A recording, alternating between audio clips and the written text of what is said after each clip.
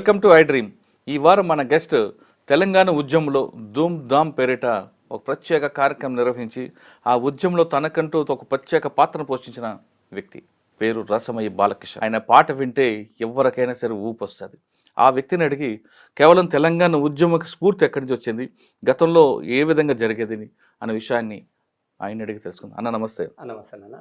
రసమయ్య బాలకిషన్ తెలంగాణ ఉద్యమంలో ధూమ్ ధామ్ కాకుండా అసలు మీరు స్టేజ్ ఎక్కారంటే చాలు అక్కడ ఉన్న జనాలందరికీ ఊపు వస్తుంది. ఆర్ట్స్ కాలేజ్ స్టేడియం, ఆర్ట్స్ కాలేజ్లో అవ్వచ్చు, ఎక్కడైనా సరే 2-3 ప్రోగ్రామ్స్ నేను కవర్ చేశాను. అంటే మేము వచ్చిన పని మర్చిపోయి మీ పాటలు లేనమే ఎక్కువాలన్నమాట. మేము వచ్చింది రిపోర్ట్ చేయడానికి, ఆ విషయం పక్కన పెట్టి ఇంకా కంప్లీట్గా మీ పాట ఆట దాంతోనే అసలు మీ పడ్డ టెన్షన్, ఆ వద్దు నుంచి వచ్చిన ఒత్తిడి అంతా మర్చిపోయి అలా లేనమైపోయాను. అంత బాగా ఉండేది. నిజంగా మిమ్మల్ని ఈ విధంగా నేను ఇంటర్వ్యూ చేయడం అనేది నాకు చాలా సంతోషం. మీకు గుర్తుందో లేదో ఇంటర్వ్యూ అడిగాను మీకు. నేను అప్పుడు TV9లో ఉండేవాడిని.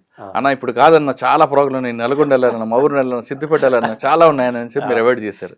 సరే, ఇన్ని సంవత్సరాలకి ఈ రకం కలిసాం. కానీ ఈ ఉద్యమానికి స్ఫూర్తి ఎక్కడి నుంచి వచ్చింది? తెలంగాణ ఉద్యమంలో వచ్చి రావడం వేరు, ధూమ్ధామ్ కార్యక్రమం వేరు. దానికి ముందు స్ఫూర్తి ఎక్కడి నుంచి వచ్చింది? మీలో ఉన్న మరో కోణాన్ని ఒకసారి మాకు చెప్పండి. ముఖ్యంగా స్ఫూర్తి అలా మీ మరో కోణం చెప్పే ముందు ఒకసారి మీ కుటుంబ నేపథ్యం ఇవి కూడా చెప్పండి. మాది మెదక్ జిల్లా, అప్పుడు ఉమ్మడి మెదక్ జిల్లా, సిద్దిపేట మండలం, రావురుకుల అనే గ్రామం. రావురుకుల నుంచే నేను ప్రాథమిక విద్య అంతా కూడా రావురుకుల ప్రాథమిక పాఠశాలని చదువుకున్నాను. అక్కడ నుంచి సిద్దిపేట హాస్టల్, సిద్దిపేటలో చదువుకున్నాను 10th వరకు. అక్కడ నుంచి మళ్ళీ ఇంటర్మీడియట్ దుబ్బాక, అక్కడ నుంచి డిగ్రీ సిద్దిపేట, అక్కడ నుంచి మళ్ళీ 1 సంవత్సరము వరంగల్, అక్కడ నుంచి మళ్ళీ హైదరాబాదు, ఉస్మానియా, తెలుగు యూనివర్సిటీ. అట్లా నా ప్రస్థానం అక్కడ నుంచి.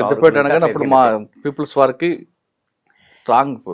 సిద్దిపేట కన్నా కూడా మీకు ఒకటి చెప్పాలి. ఇక్కడ వాస్తవంగా ఇందాక మీరు ఒకటి అడిగారు, మీకు స్ఫూర్తి ఎక్కడ ఉంచాలి అంటే, ఎక్కడైనా ఏ గ్రామంలో అయినా ఒకానొక దశలో అన్నీ కూడా అణచివేతకు గురైనటువంటి గ్రామాలు. తెలంగాణ పల్లెలు అంటేనే అణచివేత, ఆకలి, ఆవేదన, ఇవన్నీ కలగలిపినటువంటి జీవితమే తెలంగాణ పల్లెలు. ముఖ్యంగా మా రావురుకుల లాంటి ఎక్కడైతే భూస్వాములు, దొరలు, పోలీస్ పటేలు, మాలిస్ పటేలు వ్యవస్థ కొనసాగుతున్నటువంటి సందర్భంలో గ్రామాలలో బానిసత్వం విపరీతంగా ఉండేది. ఎట్టి పని చేయడం కానీ, తర్వాత రకరకాల పనులు చేయడం అందరికి కూడా, ఇట్లాంటి పరిస్థితి నేపథ్యం ఉన్నటువంటి గ్రామాలు కాబట్టి ఆ సిద్దిపేట పరిసర ప్రాంతాలన్నీ కూడా అన్నీ కూడా ఆ చుట్టూ ఉన్నటువంటి ఇటు కొండపాక కావచ్చు, సిద్దిపేట కావచ్చు, చిన్నకోడూరు కావచ్చు, దుబ్బాక కావచ్చు, ముఖ్యంగా మెదక్ జిల్లా మెదక్ వరకు, అంటే మీ సిద్దిపేట నుంచి మెదక్ వరకు చాలా గ్రామాలలో కూడా ఈ అణిచివేతకు గురైనటువంటి గ్రామాలు. మీరు ఇంకొక గ్రామం పేరు మర్చిపోయారు, గిరాయిపల్లి. అంటే ముఖ్యంగా ఇవన్నీ కూడా బాగా అణిచివేతకు గురైనటువంటి గ్రామాలు కాబట్టి, ముఖ్యంగా అన్ని గ్రామాల లాగానే మా గ్రామంలో కూడా అణిచివేత ఉండేది, దొరల వ్యవస్థ ఉండేది, పోలీసు ఉండేది కదా. అసలు అక్కడి నుంచే మొదలైంది. వాస్తవంగా మాది రావురుకుల. మా రావురుకుల గ్రామం ఎట్లా ఉండేది అని అంటే, నేను 3వ తరగతిలో ఉన్నప్పుడు నాకు ఊహ తెలిసినటువంటి సందర్భం చెప్తా ఉన్నా మీకు. మా గ్రామంలో కూడా ముఖ్యంగా ఏ గ్రామంలో అయినా కూడా దళితులు ఊరుకు దూరంగానే ఉండేటి. గ్రామంలో ఉన్నటువంటి అన్ని కులాలు కలిసి ఉండేటి.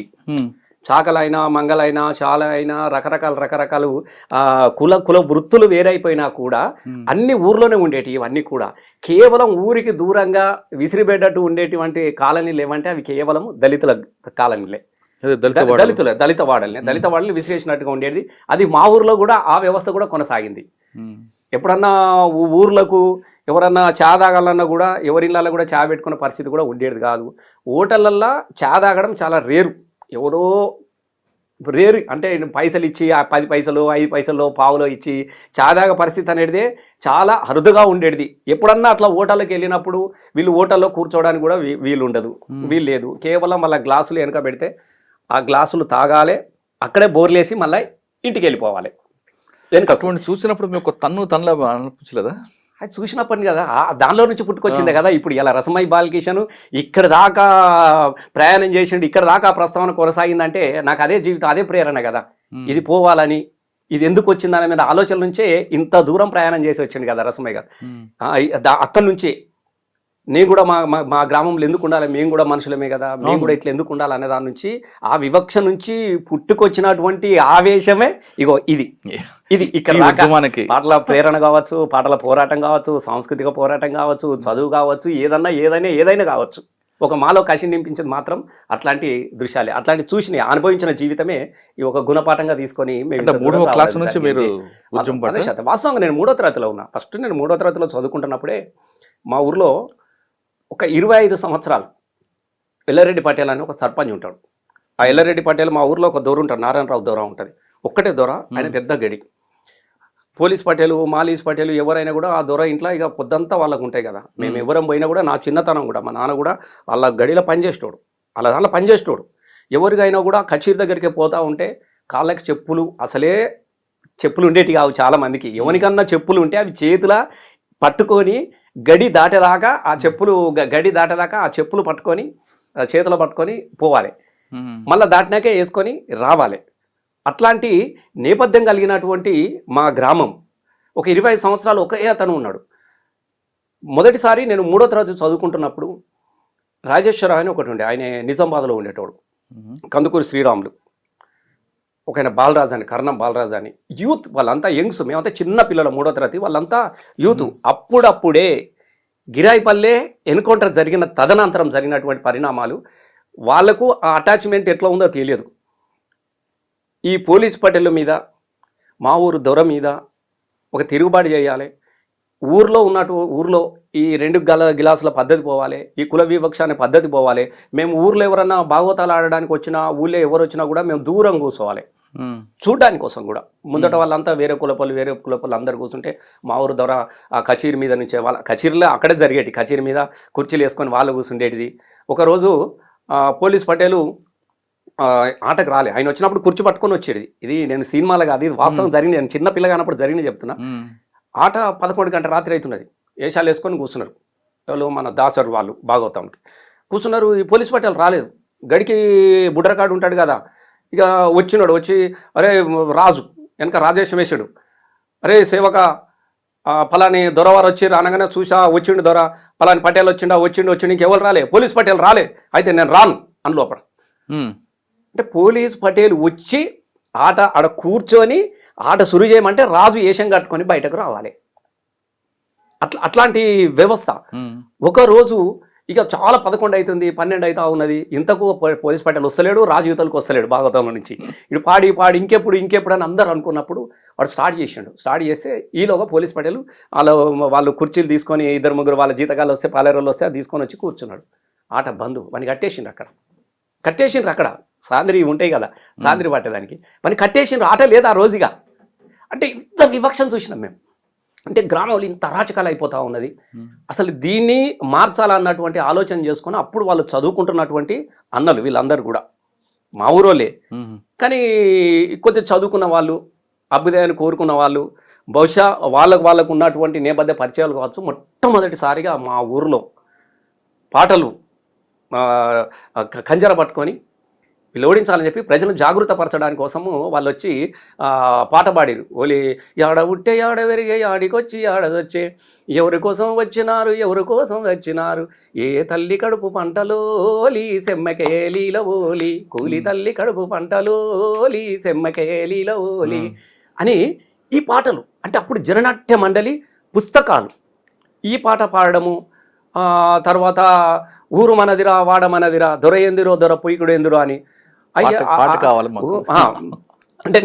అంటే ఇట్లాంటి పాటలు, ఈ పాటలు ఎర్రజెండ కాకుండా కూడా అయ్యజేసినప్పు కిందికి దొరల్లో జీతగాడ, 6 ఏళ్ళకి జీతముంటివా దొరల్లో జీతగాడ, మీసమన్న మొలువక ముందే దొరల్లో జీతగాడ, కాశగొట్టి కుప్పగొడితివా దొరల్లో జీతగాడ. ఇట్లాంటి పాటలు పాడుకుంటా వాళ్ళు ఊర్లలో తిరుగుతూ ప్రజలను జాగృతపరిస్తే మొట్టమొదటిసారిగా వాళ్ళు నిలబెట్టినటువంటి అభ్యర్థి మా ఊరికి సర్పంచ్ అయ్యిండు 30-40 సంవత్సరాల తర్వాత. ఇవన్నీ విన్న తర్వాత మా ఊరు దొర నారాయణరావు దొర, అప్పటికి ఆయన బెడ్ మీద ఉన్నాడు, లేస్తలేడు. ఎవరు వచ్చిరంటే మన ఊరి పిల్లలే సంఘం కట్టిరట, మన ఊరి పిల్లలే సంఘం కట్టిరట. ఊర్లన్నీ తిరిగేసి పోలీస్ పటేల్ అయినటువంటి ఎల్లారెడ్డి పటేల్ని ఓడగొట్టిరు. ఆ పిల్లలందరినీ పిలుచుకరానని చెప్పేసి అప్పుడు మా ఊరు నారాయణరావు దొర వీళ్ళందరిని పిలిపించుకొని మొత్తం పాటలు పాడించుకున్నాడు. గొప్ప విషయం ఏంటంటే వీళ్ళు పాడేటువంటి అన్నల పాటలు మొత్తం పాడించుకున్నాడు.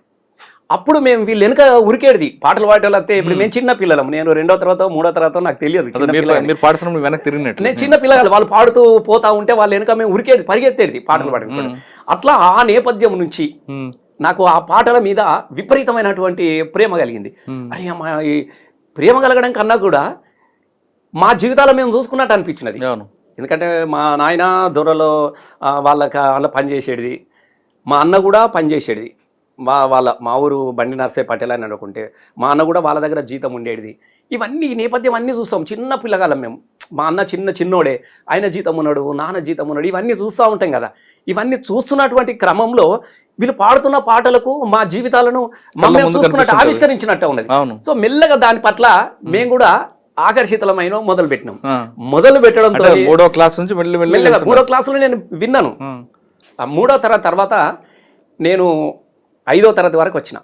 5వ తరగతిలో ఏందనంటే మా ఊర్లో కొమరయ్య అని ఒక ఆయన ఉండే. వాళ్ళు దుబాయ్ పోయిండు, మస్కట్ పోయిండు. మస్కట్ నుంచి మనలో ఎవరైనా పోయినప్పుడు రిటర్న్ వచ్చేటప్పుడు పెద్ద టేప్ రికార్డులు కానీ ఇన్ని క్యాసెట్లు కానీ కొనుక్కొని వచ్చేది. కొనుక్కొని వచ్చిన తర్వాత మా ఇంటి పక్కన కొంచెం దూరం ఉండేది. ఆయన పెద్దగా సెల్లులు పెట్టి దానిలో పెద్దగా సెల్లులు వేసి దాన్ని పందిరి గుంజకు తగిలిచ్చి, ఇట్లా దాని టేప్ రికార్డు ఇట్లా ఉంటుంది కదా, దాన్ని పందిరి గుంజకు తగిలిచ్చి మొత్తం దానిలో క్యాసెట్లు ఎత్తే మేము చిన్నపిల్లలం కదా, అలా మనుషులు కూర్చుని పాడుతురేమో అని అనుకునే వాళ్ళం, మనకు తెలియదు కదా. ఆయన పందిరి గుంజకేసి ఈ పాటలు పెట్టింది. కొత్తగా గద్దరన్న పాటలు వచ్చినాయి. అప్పుడే క్యాసెట్ల రూపంలో గద్దరన్న పాటలు తొలిసారిగా వచ్చినాయి. ఆ క్యాసెట్లు తీసుకొచ్చాను లేస్తే మేమందరం కూడా సాయంత్రం అట్లా పోయి ఇట్లా వాకిలలో కూర్చొని వినేటప్పుడు అప్పుడు తొలిసారిగా గద్దరన్న పాట నేను అందులో విన్నా. ఊరు మనదిరా ఈ వాడ మనదిరా, ఊరు మనదిరా ఈ వాడ మనదిరా, పల్లె మనదిరా ప్రతి పనికి మనం రా. దొరయందిరో దొర పీగుడేందరు ఆ పాటను ఆ పాట పాడండి. ఊరు మనదిరా ఈ వాడ మనదిరా, పల్లె మనదిరా ప్రతి పనికి మనం రా, సుత్తె మనది కత్తి మనది పలుగు మనది పార మనది, చల్ బండి మనదిరా బండెడ్లు మనైరా, దొరయేందిరో వాని పీకుడేందిరో. ఈ పాట ఎన్నిసార్లు వినేది. ఈ పాట తర్వాత అప్పుడే కొత్తగా వచ్చినటువంటి ఏం కొనేటట్టు లేదు ఏం తినేటట్లు లేదు నాగులో నాగన్న, ధరల మీద ధరలు పెరిగే నాగులో నాగన్న, ఇట్లా ఈ పాట. తర్వాత ఇట్లాంటి కొన్ని పాటలు ఈ గద్దరన్న పాడినటువంటి తొలినాళ్ళ క్యాసెట్ పాటలు అన్నీ కూడా అందులో ఒక దానిలో ఉండేటి. రోజు ఈ పాటలు వినేది నేను, రోజు వినేది. ఆ పాటలన్నీ కూడా నేను పాడేదిగా. నేను అప్పటికి 3వ తరగతిలో 4, 5కి వచ్చిన బుక్లలో రాసుకునేది, అవి వాడుతూ ఉంటే రాసుకొని ఈ పాటలు వాడడం అనేది అక్కడి నుంచి మొదలైంది నాకు. అంటే అప్పటికి భాగవతాల నేపథ్యం ఉన్నప్పటికీ కూడా మా నాన్న కూడా మంచి బ్రహ్మాండంగా ఉండట, భాగవతాలు ఆడేటోడు. మాకు ఆ నేపథ్యం ఉన్నది. మా నాన్న పేరే భాగవతాల రాజే, అందరూ అంత గొప్ప మంచి ఆర్టిస్టు భాగవతాలల్లా. ఇక మా అన్నలు వీళ్ళు చిరుతల రామాయణం ఆడితే నేను కూడా చిన్నప్పుడు రామాయణం వేసేది బాలరాముడిగా. అట్లా మాకు నేపథ్యం ఏంటంటే మా అన్న పెద్ద రాముడు, నేను చిన్న రాముడు, మా అన్న ఇట్లా అంటే ఈ నేపథ్యం గ్రామాలలో చింతల రామాయణాలు, ఈ భాగవతాలు ఇవన్నీ ఆడేది కదా. అట్లా నాకు ఆ నేపథ్యం ఉన్నప్పటికీ కూడా ఇట్లా ఈ పాటల వైపు ఆకర్షణ రావడానికి కోసం కారణం ఏంటంటే అప్పుడు ఆ క్యాసెట్లు వినడం ద్వారా దానికి తోడుగా మాకు బాగా కోపం ఉండేది పటేళ్ల మీద, దొరల మీద. ఎందుకనంటే మేము హోటళ్ళకి వెళ్తే మా పరిస్థితులు వేరు, ఊర్లో ఎవరు రానిచ్చేటోళ్ళు కారు. నేను చాలా అంటరాని తనము అనేది చాలా భయంకరంగా రాజ్యం వెళ్తున్నటువంటి పరిస్థితి ఉండే. నాకు ఎందుకు కోపం అంటే ఒకసారి నేను 6వ తరగతిలో ఉన్నప్పుడు ఒక నాటకం వేసినాం మేము. అంటే ఆర్టిస్టులం అందరం స్కూల్లో. ఒక టీచర్ ఉండే, లింగమూర్తి సార్ అని ఒక టీచర్ ఉండే. మాకు ఈ సతీ సావిత్రి వేస్తే నేనేమో ధర్మరాజు క్యారెక్టరు. చాలా స్కూల్లో కూడా కొద్దిగా బాగా యాక్టివ్గా ఉండేది. ఇవన్నీ వేసిన తర్వాత ఒకసారి సిద్దిపేటకి తీసుకెళ్ళండి మామూలను. వాడు ఒక నాటకం వేసిన తర్వాత ఫోటోలు తీయాలి. చలికాలం ఫోటోలు అంతా అయిపోయింది. రాత్రి మళ్ళీ తిరిగి రిటర్న్ కావడానికి మా ఊరికి బస్సు ఉండదు. మళ్ళీ పొద్దుగాలనే బస్సు ఉంటుంది. అది పుల్లూరు దగ్గర దిగి మేము 2 కిలోమీటర్లు నడుచుకుంటూ రావాలి మా ఊరికి, మా రావురుకులు అనే విలేజ్కి. మేము అక్కడికి పోయినాము. తినేటప్పుడే అందరిని ఇంట్లో కూర్చుని తినిపించిండు. నేను ఇంకొక అమ్మాయి ఉండే, మేమిద్దరమే దళితులం. మా ఇద్దరికి బయటేసి తినిపించిండు. అప్పుడు నేను 5th క్లాస్, 5, 6 తినిపించిండు. రాత్రి పడుకునేటప్పుడు చలికాలం వాళ్ళందరూ లోపల పడుకున్నారు. కేవలం మేమిద్దరమే అరుగుల మీద పడుకున్నాం. సిద్దిపేటలో అక్కడొక అరుగు ఇక్కడొక అరుగు. అది ఎట్లా ఏం ఉండేది కాదు. ముడుచుకోరి చలికి నాకు జీవితంలో అది ఎప్పుడు గుర్తుకొస్తూ ఉంటుంది. అరే మీరు అందరూ బయట వండురా, మీరు ఇద్దరు బయట వండురి. అదే మీరు అంటే చదువుకుంటున్నటువంటి క్రమంలో స్కూల్కి వెళ్తే కూడా లాస్ట్ బెంచ్లో కూర్చుని పెట్టేది మామూలు బెంచ్లు ఉంటాయి కదా డెస్క్లో. నేను చాలా క్లెవర్ స్టూడెంట్ నేను అయినప్పటికీ కూడా వెనుక బెంచ్లో కూర్చుని పెట్టి ఇవి ఎందుకో నాకు బాగా కసి పెంచుకున్నాయి. నాకు హృదయంలో నాటిపోయింది 100%. ఇది దీనికి తోడు గ్రామంలో చిన్నప్పుడు జీతం ఉండడము ఇవన్నిటి మీద ఇక నాకు ఒక రకమైనటువంటి మైండ్ సెట్ అనేది ఇట్లా కాదు అనేది బాగా ఏర్పడ్డది. నాకు ఏర్పడి ఆ పాటలన్నీ కూడా మేము ఒక రోజున మా ఊర్లో నవయుగానికి క్లబ్ ఉందని చెప్పినాం కదా, కొద్దిగా నేపథ్యం వెళ్ళి వచ్చేసింది. వాళ్ళు పాటలు పాడి వెళ్ళిపోయిన తర్వాత అది మా ఊరిలో కొంతమందికి యూత్కి అంటుకున్న తర్వాత వాళ్ళందరూ ఒకటి నవయుగ సంఘం అని ఒకటి పెట్టారు. దానిలో మేము మెంబర్లం అయితే ఒకరోజు దసరా పండుగ జరుగుతూ ఉంటే ఎర్ర రిబ్బన్లు అని కట్టుకొని ఎర్ర రిబ్బన్లు ఇట్లా తలకు కట్టుకొని ఆ దసరా కాడికి పోయేటప్పుడు డప్పులు కొట్టుకుంటా పాలపిట్టం చూడబోతాం కదా చెరువు దగ్గరికి పోయినప్పుడు. నేను 6th క్లాస్ ఉన్నా. అప్పుడు నేను ఈ పాట పాడినా, దొర ఏందిరో దొర పీకుడు ఏందిరా అని. ఆ క్యాసెట్లు విన్నాను కదా ఇందాక వాడినే కదా, ఎర్ర జెండెనియలో ఎర్రెర్రనిది జెండెనియలో అన్న పేదల పాలిటెనియలో మరి పెన్నిది జెండెనియలో అర జెండెర జెండెనియలో ఎర్రెర్రనిది జెండెనియలో అన్నాలెనియలో మరి వెన్నెల కోనాలెనియలో మరి ఎలుగు రవ్వాలెనియలో తూరుపు కొండల్లెనియలో మరి చివరి మూలానెనియలో. అంటే ఈ పాట ఎర్ర రిబ్బన్ కట్టుకొని మా దగ్గర పూసలోళ్ళు ఉండే పూసలోళ్ళు ఈ రిబ్బన్లు అమ్మేటోళ్ళు, వాళ్ళ ఇంటికి వెళ్ళి రిబ్బన్ ఇట్లా బెండలు కొనుకొచ్చుకొని దాన్ని అందరం సింపుకొని మా యూతలో మేము అందరికి ఇట్లా తలలకు కట్టుకొని ఈ పాటలు పాడుకుంటూ పోయినాం. ఈ పాటలు పాడుకుంటూ పోయిన తర్వాత అన్నాల పాటలు పాడిరాని అని చెప్పేసి పోలీస్ పటేల్ కానీ ఉండే, ఆయనే దుబ్బాక, అప్పుడు మాకు పోలీస్ స్టేషన్ అంటే దుబ్బాక, ఆయన కంప్లైంట్ చేసిండు. పొద్దుగాల పోలీసు వాళ్ళు వచ్చారు. అప్పుడు పోలీసు వాళ్ళు ఊళ్ళెక్క చూడంటే ఎట్లుండే, పోలీసు వాడు వస్తుండే అంటే భయపడేది. అంటే మామూలుగా అప్పుడు ఏముందరు, చిన్న పిల్లలు అన్నం తినకపోతే చూడ దయ్యం వచ్చిందని నోట్లో తినపెట్టారు, లేకుంటే పోలీసులు వచ్చిరని నోట్లో. అంటే పోలీసులను అంత భయంకరంగా చూసే పరిస్థితిలో పోలీసులు వచ్చిందంటే మేము అంతా పరిగెత్తి చెట్ల చాటుకు దాచుకుంటాం. ఎందుకో ఈ సంబంధమే లేదు కానీ వాళ్ళని చూస్తే అట్లా భయపడే రోజుల్లో. అప్పుడు కూడా వాళ్ళ సైకిల్ మీద వచ్చేవాళ్ళు. అట్లా మా ఊరికి మొదటిసారి పోలీస్ జీప్ వచ్చింది. వచ్చేసి వీళ్ళందరినీ వేసుకొని పోయారు. ఎవడరా పాడినోడు అంటే ఈ పోరాడే అని చెప్పేసి నన్ను కూడా వేసుకొని పోయాడు. వాళ్ళని దుబాకు పోయిన తర్వాత వాళ్ళని లోపటేసి బాగా కొట్టిండు. కరుణాకర్ అని ఒక ఎస్ఐ ఉండే, ఇప్పుడు ఉన్నాడో లేడో తనుండే. వీళ్ళందరినీ బాగా కొట్టిండు. నేను చిన్న పోరని కదా, నన్ను ఒకటి ఇట్లా పిల్లల మీద పాటుకున్నా వేసి చల్ వీళ్ళు గోడ కూర్చి వేపిమని చెప్పారు. అప్పుడు ఇక గోడ పోలీస్ స్టేషన్ లో కూడా మీకు లోపల రానిచ్చేవారు కదా? లేదు, అక్కడే ఇబ్బంది ఏం కాదు. వీళ్ళని కొట్టి లోపటేసి నేను చిన్నోని కదా, నన్ను బరగతోనో కూడా కొట్టి వీని పోలీసు కుర్చేయించమని చెప్తే ఇట్లా గోడకి ఇట్లా పట్టుకొని కుర్చీ చేసుకున్నా. మొదటిసారి గద్దరన్న పాట పాడినందుకు తొలిసారి పోలీస్ స్టేషన్లో గోడ కుర్చీ వేయబడ్డా. అది నాకు ఎప్పుడు ఆ జీవితంలో నాకు ఎప్పుడు ఉంటుంది. అంటే ఆ పాటతోనే ఆ రోజులో జైలుకి వెళ్ళాల్సిందండి. అప్పుడు నేను 6th 7th చదువుకుంటున్నాను. స్కూల్లో వేయలేదు కానీ స్కూల్ అవకాశం రాదు, నేను బాగా చదివేటోండి.